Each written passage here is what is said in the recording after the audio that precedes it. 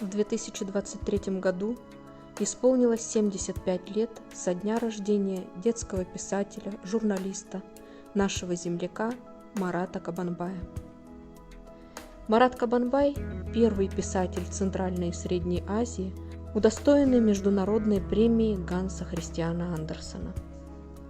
Он родился 22 марта 1948 года в селе Улы-Каратал Зайсанского района Восточно-Казахстанской области.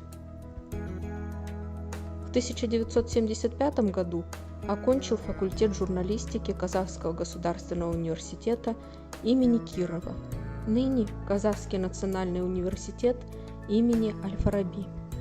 В разные годы работал в районной газете «Достык», был корреспондентом в газете «Лениншил Жас», редактором издательства «Жалын», заведующим отделом в журнале «Жулдыз», редактором журнала «Парасат», заместителем главного редактора газеты «Ана-Теле». В 1999 году Марат Кабанбай был назначен главным редактором газеты «Солдат». Марат Кабанбай – автор нескольких книг для детей среднего и старшего возраста. Вот что рассказывал о себе сам писатель. В школьные годы мечтал преподавать в школе географию. Наверное, потому, что увлекался приключенческой литературой. В начальных классах прочитал роман «Робинзон Крузо» и с тех пор все свободное время пропадал в библиотеке, где работала мать. В старших классах попробовал взяться за перо. Удалось. Мой рассказ напечатали в детском журнале. Не возгордился, не возомнил, что я писатель. Однако тяга к творчеству была. Мне хотелось писать. Устроился в районную газету, а потом поступил на факультет журналистики.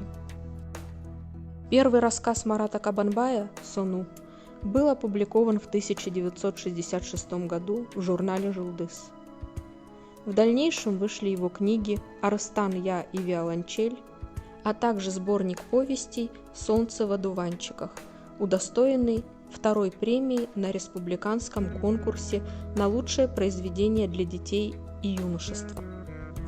По этой повести на студии «Казахфильм» был снят полнометражный художественный фильм «Когда тебе 12 лет».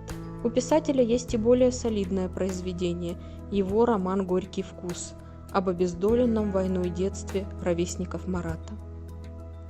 Сегодня произведения Марата Кабанбая переведены на украинский, молдавский, латышский, немецкий, узбекский языки.